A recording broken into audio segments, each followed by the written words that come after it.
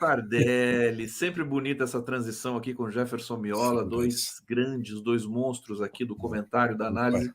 O Tardelli, um jurista, e o Miola, um dentista. Né, Miola? Você é um dentista, né, Miola? Já fui um sanitarista. Que não opera mais, né? Que não faz Isso, mais. alguns anos. Mas me sirvo da boa clínica, digamos assim. A minha formação básica, eu acho que me favoreceu muito com a clínica, né, e os recursos, né, de Recursos de investigação, de diagnóstico, né, semiologia, de prognóstico, isso, semiologia, várias coisas relevantes. Muito tem importante. finalidades Eu boas. sou fanático pelo tema da clínica. O livro do Foucault é basilar, né? O nascimento da clínica. O nascimento da clínica. Jefferson Miola, eu quero começar falando do Lira, embora eu saiba que é um assunto indigesto, mas precisamos falar do Lira. Não tem aquele filme Precisamos Falar do Kevin? Precisamos falar do Lira. Mesmo que o Lira esteja prestes a sair da presidência da Câmara, mas ele pode fazer muito estrago nesses meses terminais e derradeiros. Uma notícia me impressionou e vou partir dela para você retomar e fazer uma análise geral da situação, que é a substituição da superintendência do INCRA de Alagoas, né? O primo do Lira foi retirado, não sei se na linha, parece que estava faz tempo para ele ser retirado, porque o MST pedia, que era uma pessoa que não tinha a menor intimidade com os temas de terras e tudo mais, de ocupação, de assentamento, houve um estremecimento. O Lula ligou da Colômbia para o Zé. Paulo Teixeira. Oi? Paulo Teixeira, ministro Não, ele ligou para o Zé Guimarães, que é o Zé Guimarães, líder do governo na Câmara, e disse assim: resolve isso. Hoje está noticiado que o Lira vai indicar um novo superintendente. O que te parece essa movimentação? Eu confesso que fiquei um pouco assustado pelo seguinte, quer dizer, o governo vai lá, é um morde-a-sopra infinito, e eu acho que é um pouco complicado servir o Lira nesse nível, né, ô Miola? O que você acha? Eu acho que sim, concordo contigo, né? Agora, esse é o dado da realidade, né, Gustavo? Nós temos uma situação de um governo que está cercado, né? Importante a gente entender isto. E nesse cercamento, né, do governo, esse bando de achacadores liderados pelo Lira no Congresso, né, o Banco Central, né, com esse operador das finanças, o Roberto Campos Neto, né, setores das elites nacionais, a extrema-direita numa escalada brutal, e setores da mídia, né, que passaram a editorializar um sentimento antipetista e uma solidariedade lavajatista. Né? Então o governo está cercado. Diante desse cercamento, o presidente Lula fez uma opção, e voltamos 3 meses atrás, quando em janeiro ele faz uma opção muito clara de buscar uma governabilidade conformada a partir de um bloco de poder do executivo com o STF e subsidiariamente, de maneira muito precária, uma aliança com o presidente do Senado e não o Senado. E veja que mesmo o presidente do Senado, o senador Rodrigo Pacheco, não tem sido 100%, né, solidário, né, com esse bloco de governabilidade que o presidente Lula estabeleceu. E por que ele fez isso? Ele fez isso a partir do diagnóstico de que havia entregado tudo o que o Lira pedia, chantagem sobre chantagem. Tu te recorda o ano passado, que foram todas as imposições que o Lira fez e todas elas foram atendidas. Primeiro o Lira dizia, queremos mais verbas. Lula vai lá e dá recorde de verbas parlamentares, emendas parlamentares, 50 bi. Nós queremos ministérios. Não, mas já tem ministério. Não, eu quero os meus ministros. Aí o Lula vai lá e demite, né, a Ana Moser e a Daniela Carneiro e entrega para o Lira. Aí diz, não, mas isso não basta.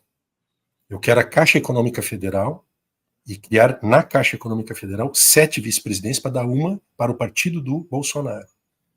A despeito disso tudo, dessas entregas sobre entregas, o resultado que se tem é um Congresso que continua hostil ao governo, fazendo uma nítida oposição, debilitando a governabilidade, né, do presidente Lula e do seu governo, né, e colocando em risco, né, a própria consecução do programa. Veja que o Congresso só aprova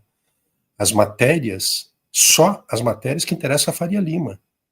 No resto, é só uma brutal ofensiva, tanto ideológica, veja as matérias que eles estão aprovando, sob a batuta do Arthur Lira, estão aprovando o governo matérias. nem discute, né?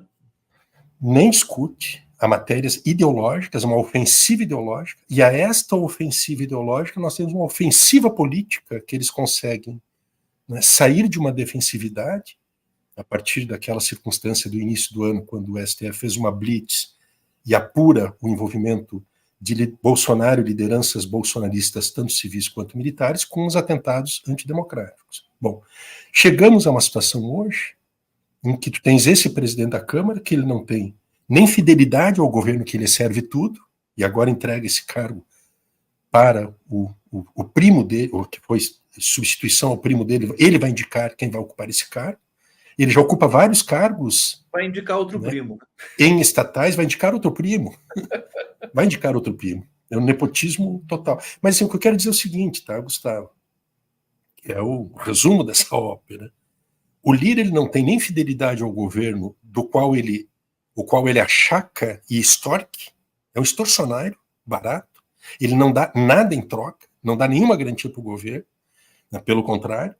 E ele não tem nenhum compromisso com a democracia. Porque, veja, ele joga no time da extrema-direita bolsonarista que quer ver o circo pegar fogo. Ele não compareceu, tem dois gestos deles que são muito emblemáticos. Ele não compareceu à solenidade do 8 de janeiro, uma solenidade de Estado Nacional, uma solenidade... Que o Lula convocou pessoalmente? Isto, o presidente Lula convidou pessoalmente os chefes dos poderes, os representantes. Ele se recusou a fazer parte daquilo. Não precisa grandes análises para entender o significado daquilo. E agora, quando nós temos uma situação da internacional fascista atacando, não é ataque ao governo Lula ou a figura do Alexandre de Moraes, estão atacando a nossa democracia e Estado de Direito através desse cavalo de Troia chamado Elon Musk. O que faz o Lira? Ele retira de tramitação, enterra a tramitação do projeto de lei 2630 que regulamenta as plataformas digitais. Então, o personagem, né, que ele é um perigo, né, para a democracia, ele é um principal líder oposicionista a este governo do qual ele se serve muito, né, e nos coloca numa situação, né, muito difícil. Agora pela manhã foi noticiado que o presidente Lula convocou uma reunião às pressas, ou de urgência, é o termo que se queira, mas chamou uma reunião para analisar esse cenário, que é um cenário muito complexo para o governo, porque envolve, inclusive, uma outra dinâmica, que é este fator de sustentação que o governo buscou na aliança com o STF está sob ameaça. E tem fraturas internas a partir do julgamento da Lava Jato.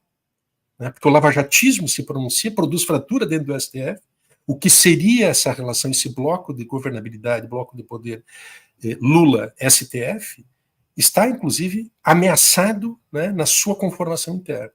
É uma situação bem complexa, né, que o governo está enfrentando e que cujos remédios, né, eu acho... Só completo com uma coisa, Gustavo, tu vê a complexidade do assunto. Me desculpe eu avançar. Claro. À medida que o governo entregou muito ao Lira, ele chegou e não recebe nada em troca, não tem nenhuma... Pelo contrário, continua sofrendo mais e mais ameaças, não tem nenhuma tranquilidade à vista. Pelo contrário, é guerra surda ou guerra aberta declarada. Mas hoje, tu imagina se o governo decide retirar tudo aquilo que deu, a casa cai. Então, assim, tu vê que o governo está, na verdade, numa condição, né, muito complexa, muito delicada, que para fazer um passo atrás, sem ter o que botar no lugar, sofre riscos incomensuráveis, a gente não sabe o que esses caras são capazes de fazer, nunca é coisa boa, isso pode ter certeza, eles sempre têm uma carta na manga para vir para cima, e se não entrega, o governo vai continuar sendo, né, tutelado, né, controlado e cercado, né, por essas frentes que inviabilizam, né, a execução do programa. sequestrado, talvez, né? Uma palavra. O governo está sequestrado ali por esse processo desencadeado pelo Lira. Miola, eu estou tentando buscar aqui, a gente tenta buscar também soluções, sugestões. Às vezes eu acho que o governo deveria enfrentar mais o Lira, né? Como ocorreu ali, teve um espasmo de enfrentamento com o Padilha, dando uma resposta muito com luva de pelica para o Arthur Lira, que na verdade manifestou um descontrole, né? O Arthur Lira se descontrolou ali atrás, né? Você identifica isso, né? O Lira foi comedido, educado, que foi uma resposta muito mais contundente que se ele descesse ao nível realmente do Arthur Lira. Foi uma oportunidade para o Padilha se colocar, né, como um articulador de fato do governo, mas isso nunca acontece, Miola, e o governo segue sem articulação política, tendo sempre que chamar o Lula para essas situações. Então, eu queria pedir para você se você vislumbra algum tipo de ação, troca de peças, de ministros, ou troca, ou se é uma questão realmente sem saída, porque o Congresso ficou muito mais poderoso nesses últimos tempos. Isso é fato, né? Só para teres uma ideia, corroborando o que está dizendo, Gustavo, dos 27 senadores eleitos em 22, 20 deles, né, são lavajatistas, são de extrema direita, são extremistas de direita, são bolsonaristas. Com exceção do Moro, que é um extremista lavajatista. Tiram o ministro do STF assim, ó. Isso, então veja o que está se avizinhando, porque é o STF que julga. É claro que é um processo complexo, são necessários 2/3, são 54 senadores, mas observa, eles hoje devem ter na conta deles 35 ou 32 senadores. Então é uma situação bem delicada, né? O que eu acho assim, tá, Gustavo? Eu acho que o governo fez escolhas, várias escolhas, né, em vários terrenos, né? E essas escolhas, né, elas não mostraram uma efetividade que se imaginava. Desde o tema, por exemplo, dos militares, e até mesmo esta escolha de, ao invés de ir para o embate e o enfrentamento, né, fazer concessões, né, e tendo como trunfo a garantia, que não é nenhuma garantia extraordinária, né, o compromisso de que o Congresso aprovaria as medidas econômicas. E são medidas econômicas, inclusive, que foram objeto de muitas críticas e alertas, digamos, construtivos feitos ao governo, de que caracterizariam armadilhas. O arcabouço fiscal é um deles, por exemplo, agora está sendo revisado. Que teve que ser se dizia sobre isso, tu recordas? Se dizia, inclusive, que, olha, isso é uma armadilha. Por que é uma armadilha? Porque o governo não vai conseguir cumprir essa meta. E para cumprir essa meta, tem que sacrificar o seu programa. E se sacrificar o programa, vai comprometer, num ano eleitoral, né, o desempenho dos candidatos governistas, etc. E compromete o futuro do governo. Bom, e quando o governo tiver que revisar, e vai ter que revisar essa meta, vai ser um Deus nos acuda. Os mercados vão especular. E é o que aconteceu. O dólar subiu. Claro, tem fatores estrangeiros? Tem, mas... Então, veja, eu acho que a primeira constatação, o governo tem que fazer, digamos, uma revisão dessas escolhas, né, e ver quais são as insuficiências em relação a elas. Eu acho, né, que há uma mudança de qualidade que não está ainda devidamente processada pelo governo, ou inteiramente, sobre esta mudança paradigmática do papel do Congresso. Sobretudo começado com o Eduardo Cunha, em 2015, quando ele cria condições, mecanismos internos de fortalecimento do seu poder, através da usurpação de funções próprias do Executivo, que era lá o orçamento impositivo. Aquilo vem até os dias de hoje, que nós temos essa realidade de uma usurpação das prerrogativas do Executivo e uma conformação de maioria de direita e de extrema-direita na Câmara dos Deputados, especialmente, que tem um enorme poder de aprovar o que eles bem entendem, mas, sobretudo, de obstruir as pautas que interessam ao governo, e até mesmo, se for o caso, que eu acho que não, eles não colocam no horizonte a ideia de um impeachment do Lula, mas eles até teriam condições bem azeitadinhas de produzir impeachment.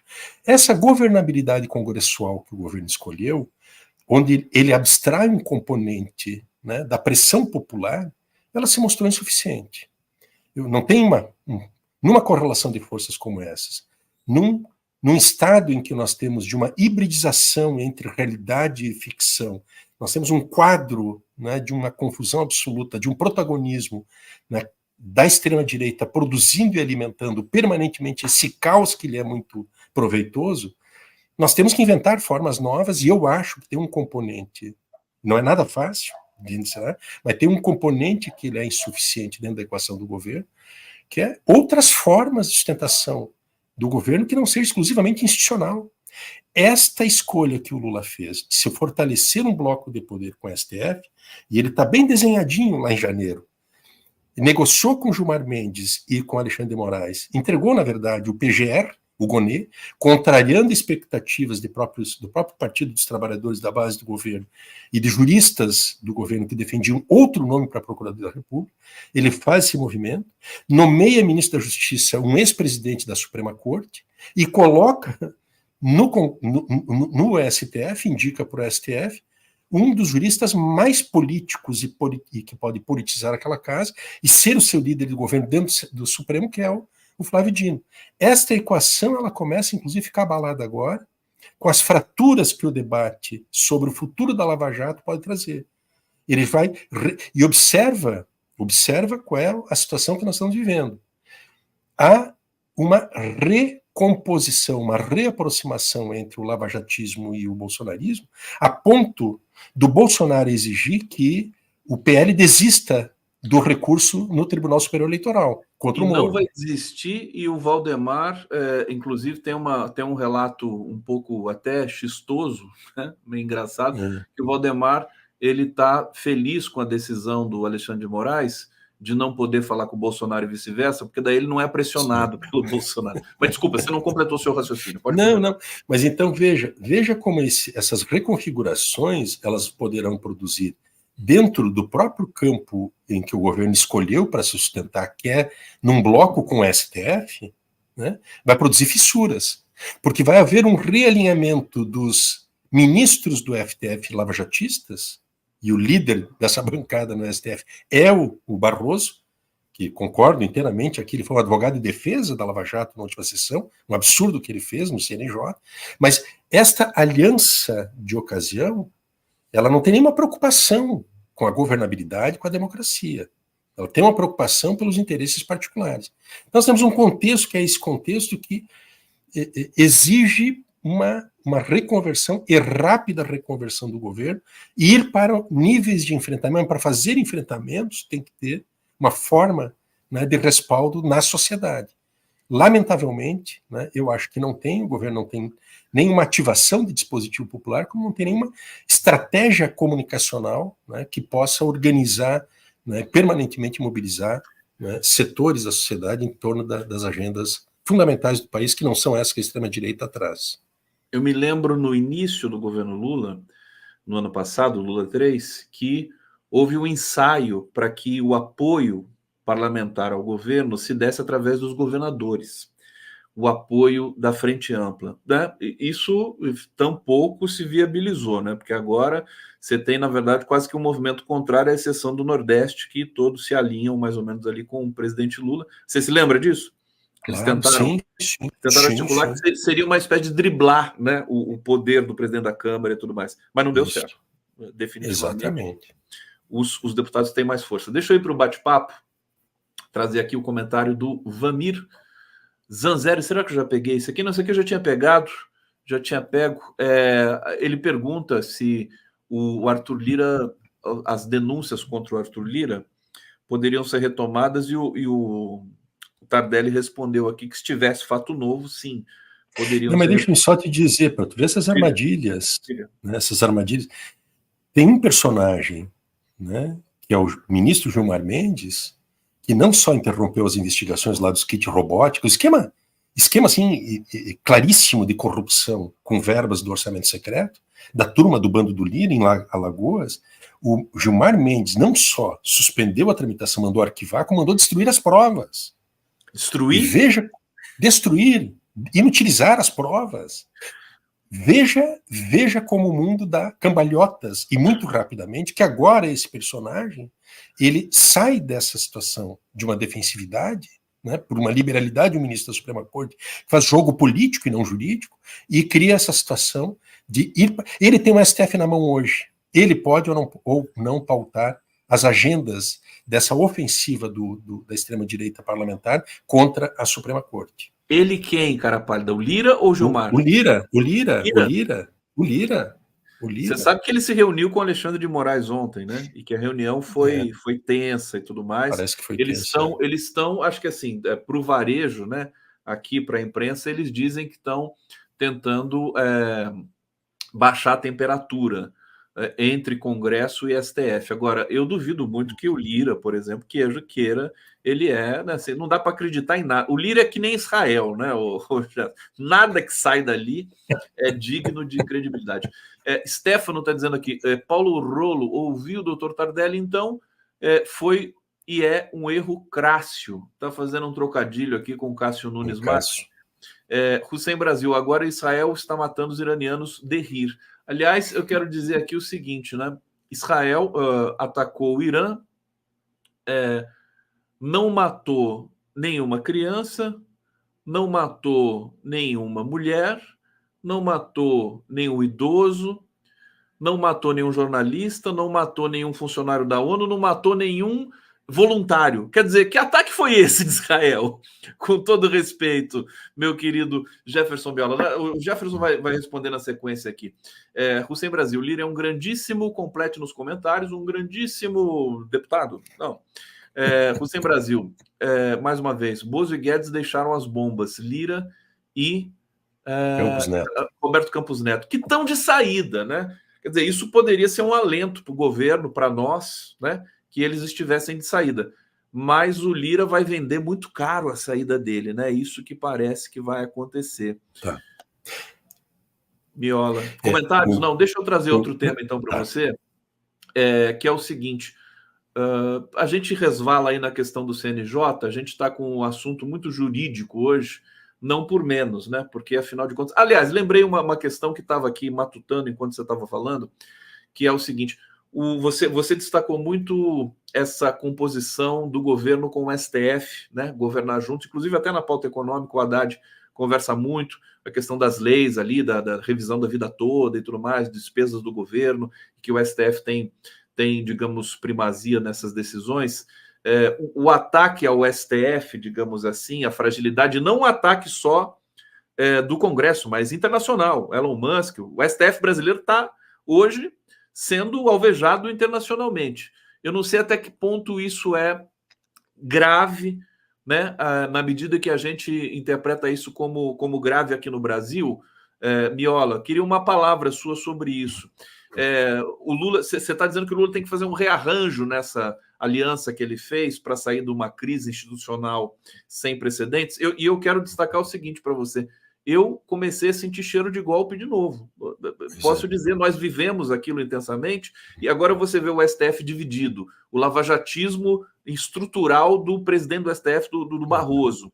Quer dizer, teremos problemas ali dentro do STF. Eu acho que nós já estamos tendo, né? 8 de janeiro de 23, eu acho que produziu uma compactação interna na Suprema Corte. E aquela comoção, né, ela foi muito bem aproveitada pelo presidente Lula, né, nessa relação aprofundada com o STF, numa defesa da democracia que está sob ameaça. E se imaginava, não é, que aquele clima, aquele clamor que surgiu depois do 8 de janeiro de 23, poderia, inclusive, permitir que os governadores fossem abarcados dentro de um amplo movimento, uma consciência nacional em relação a isso. Não é assim que as coisas vão funcionar, e não se darão. O STF de lá para cá, ele teve, né, um papel relevante, bem é verdade, mas especialmente a partir, né, do ministro Alexandre de Moraes, e eu acho que agora, quando ressurge o tema da Lava Jato, começam a se produzir os atritos internos, né, as fricções entre os ministros, e isso poderá produzir fraturas internas. Então, este que é um componente central da estratégia de sustentação do governo, que é a relação com o STF, nem isto está garantido, né, nos termos que nós imaginávamos que fosse necessário. Porque entre a defesa da Lava Jato e a defesa da democracia, eu tenho dúvidas qual é a posição que alguns desses ministros da Suprema Corte vão adotar. Eu não sei se eles vão se aliar com a democracia ou vão se aliar com o bolsonarismo para salvar a Lava Jato. Então é uma situação muito complexa, Gustavo, para o governo, e eu insisto nisto, assim, não se trata aqui de um problema de articulador político do governo, né, o Padilha, que é o problema. Não, se trata de um problema da política de maneira geral, de uma situação em que nós temos uma clara conformação de maiorias congressuais com esse recorte extremista, não é, de direita, e que tem propósitos antidemocráticos. Então eu acho que essa hipótese que tu diz que tu sentes o cheiro de golpe no ar, eu diria que ela pode ser traduzida como um estado de exceção permanente, que nós temos a nossa democracia permanentemente ameaçada e abalada. E olha que não estamos nem tratando aqui de um ator que, do meu ponto de vista, é uma ameaça constante e muito poderosa à democracia, que são os militares, que está muito mal parado o assunto com os militares. Eles estão reconformando a sua capacidade, inclusive, de influência, e tomando iniciativas a ponto, por exemplo, né, semana passada, a FAB faz uma postagem numa rede social dizendo que estava à disposição para resgatar pessoas que poderiam, brasileiras e brasileiros que estariam em Israel diante daquela chuva de drones e mísseis do Irã. Veja, acima do governo, do presidente da República, e por fora da diplomacia. Antes do governo, é isso. Antes do governo. E olha, nós estamos falando aqui de política externa e de associação com forças estrangeiras que são contrárias àquelas prioritárias do governo. As associações que o governo brasileiro faz, da política externa brasileira, ela é contraditória com o que as cúpulas militares querem. As cúpulas militares são vassalas das forças dos Estados Unidos e da OTAN. Então veja que tem esse sinal deles, né, muito claro, né, e agora esta associação deles com o senador bolsonarista da oposição para garantir o aumento do orçamento, da participação das despesas das Forças Armadas no orçamento público federal a 2% do produto interno bruto, num momento em que o governo paradoxalmente discute o fim dos pisos constitucionais da saúde e da educação. Então veja que são tensões que estão se avolumando desses atores, né, e que colocam o governo diante de uma necessidade de buscar outras receitas que não só no campo institucional. Eu insisto muito com isso, e não tem receita de bolo nisso, tá, Gustavo? E não se faz isso num passe de mágica, numa convocatória, né, instalar os dedos e vamos que vamos, agora nós vamos ter povo na rua. Não, eu acho que tem que haver uma mudança qualitativa, no sentido de buscar dispositivos de pressão popular sobre o Congresso brasileiro, de se contrapor a essa capacidade que está tendo a extrema-direita. Agora, no dia 21, o Bolsonaro vai realizar o ato no Rio de Janeiro. E esta iniciativa do Elon Musk, que é uma iniciativa articulada, orquestrada internacionalmente pela Internacional Fascista, veja que ela está se prestando de duas maneiras para a extrema-direita internacional. Ela serve para a campanha do Donald Trump nos Estados Unidos, aquela comissão que montaram no Congresso, ela está criando uma espuma enorme em relação ao problema brasileiro, e, ao mesmo tempo, ela instrumentaliza a convocatória da força para a convocatória do dia 21 aqui no Rio de Janeiro, num contexto de uma ofensiva deles, que eu repito, não é uma ofensiva, né, contra só o presidente Lula ou contra o ministro Alexandre de Moraes ou a Suprema Corte. É uma ofensiva contra a nossa democracia, contra o Estado de Direito, porque isso é do cardápio da extrema-direita. Eles não têm compromisso com a democracia. Eles não têm nenhum compromisso, né, com a legalidade. É outra coisa que eles querem.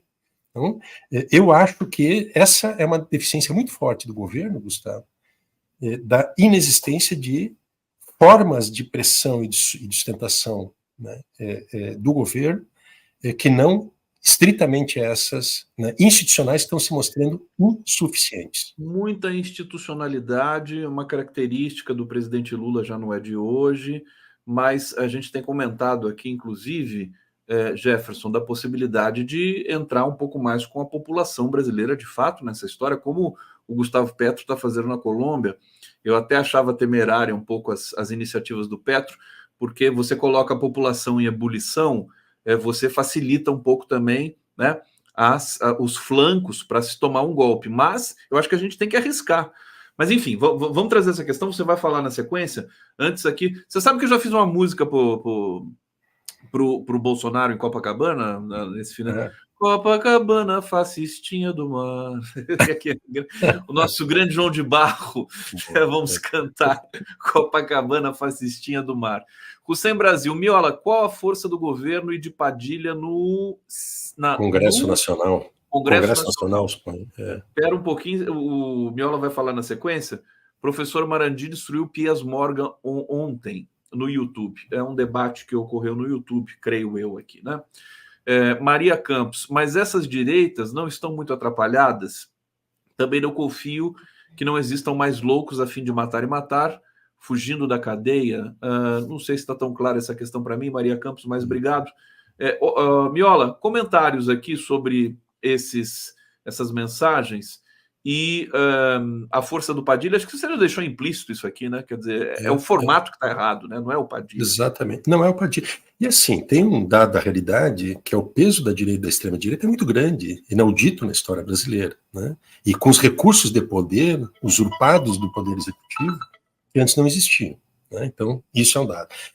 Segundo, que quem inviabilizou o Padilha não é que ele seja fraco ou forte, mas o problema central é que o Lira, Arthur Lira, que é o presidente da Câmara, ele está numa alucinação. Ele exige um interlocutor que ele quer que o governo coloque, ele não aceita o Padilha como interlocutor. Veja que é uma intromissão absolutamente indevida.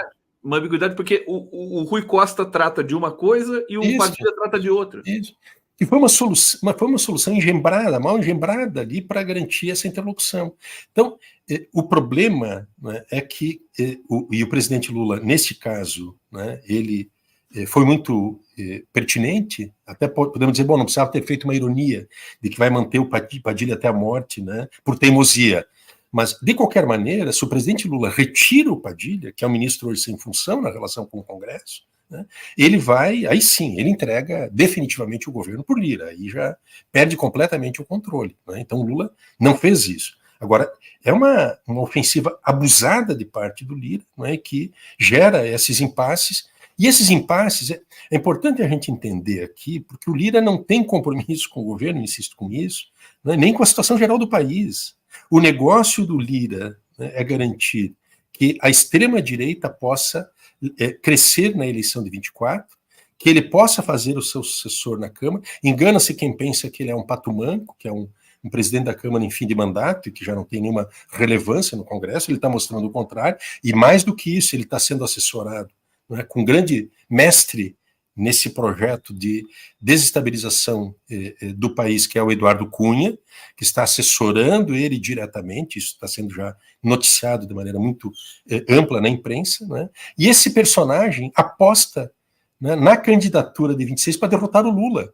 Aliás, a coisa de 40 dias atrás, Gustavo, ele jantou com o Bolsonaro, com o Ciro Nogueira, com o Tarcísio Freitas, para fazer o quê? Para discutir a conjuntura e discutir a construção da candidatura unificada da extrema-direita para 2026. Assim, enquanto ele recusava participar de iniciativas oficiais do governo, que o Lula convidava ele foi lá e fez esse jantar de maneira ostensiva, para deixar à vista de todos, né, essa sua postura, não é, que ela é claramente contrária aos interesses do governo e que vão no sentido de impossibilitar que o governo realize o programa pelo qual ele foi eleito em 30 de outubro de 22 e, portanto, se incompatibilize, não é, com amplas parcelas da sociedade brasileira e perca a popularidade, né, e impõe uma derrota, que é uma derrota biográfica ao Lula. Por isso que eles dispensam o impeachment, na minha opinião. Porque se eles fizerem o governo Lula fracassar, esta é a pior prisão que o Lula poderia sofrer. É o principal impedimento que o Lula poderia sofrer, porque ele se inviabiliza eleitoralmente em 2026. Então eu acho que é isto que eles estão pensando, Mas este itinerário todo ele tem que ser interrompido a partir de agora. A eleição de 24 ela é chave, uma recomposição de hoje até outubro deste ano, né, para o governo, né, e o Partido dos Trabalhadores, partidos do campo democrático popular, né, de esquerda, né, e progressista, possam sair dessa situação que estamos para buscar, né, alternativas de curtíssimo prazo. O Miola abre uns horizontes aqui para a gente começa a formular. Você está me fazendo aqui observar o seguinte: o Lula, a despeito de toda a grandeza que ele possa ter, quer dizer, as nossas elites consideram o Lula um nada, continuam considerando o Lula um nada, inclusive Globo, Folha de São Paulo, né? Os jornais que eles só fingem, digamos assim, estarem minimamente alinhados ali para provocar um tipo de debate público mais qualificado, mas isso aí é conversa fiada para boi dormir, né, o Miola? E assim, o Lula veio, salvou a democracia, beleza, agora já cumpriu o papel, cai fora que a gente quer tomar conta de novo do negócio, do butim, né? Exatamente. Olha, o papel da imprensa, observa, só a gente observar como há uma crescente mudança de postura dos meios de comunicação, inclusive do colunismo da Globo News, que tinha uma atitude, digamos, muito mais reflexiva, né, e cuidadosa em relação à conjuntura. Há uma mudança crescente, né, no sentido de construir uma opinião crítica ao governo e com reflorescimento tanto do antipetismo quanto do, né, lavajatismo. E o tema da corrupção, que ele é um vetor, né, dessa estratégia, tanto retórica quanto política da direita e da extrema-direita, ele passa a reocupar as páginas dos jornais e o noticiário. Observa. Isso tudo tem um objetivo muito claro, que é de ir permanentemente erodindo, né, as condições de governabilidade. Qual é o problema dessa equação toda, dessas elites e setores das classes dominantes ultra irresponsáveis? É que no lugar do Lula não vem mais uma social-democracia, o PSDB, essas coisas brandas das elites, né? É o fascismo, é o fim da democracia, é o fim do Estado de Direito. Então esse nível de responsabilidade, que ela é política, mas é histórica, né, vai cobrar o preço, né? Vai cobrar o preço, inclusive, porque se eles tiverem a ilusão, né, de que um eventual retorno da extrema-direita ao poder se dará em condições, né, mais civilizadas, né, se enganam profundamente. A experiência internacional tem mostrado, né, que isto não tem esses limites que esses setores das elites, né, se iludem que possa ter. Deixa um abraço aqui para o Pedro, sei que eu estou passando do tempo. Imagina. Um bom dia, Pedro Serrano, boa conversa para vocês aqui. Se juntando a nós aqui. Obrigado, Pedro, tudo bom? Bom dia, Serrano. Bom te ver. Vamos seguir aqui, deixa eu liberar o Miola. Miola, sim, obrigado, sempre um prazer imenso, viu, te ouvir, você sabe disso. Vamos conversando pelo Zap, porque eu sei que você vai ter um hiato aí, vai fazer uma viagem aí, não vai estar aqui semana que vem, acho que nem na outra, mas estaremos juntos pelas estradas digitais. Obrigado, Jefferson Miola. Obrigado a ti, um abraço para vocês dois, bom programa e bom final de semana para nós, gente. Um abração, tchau, tchau.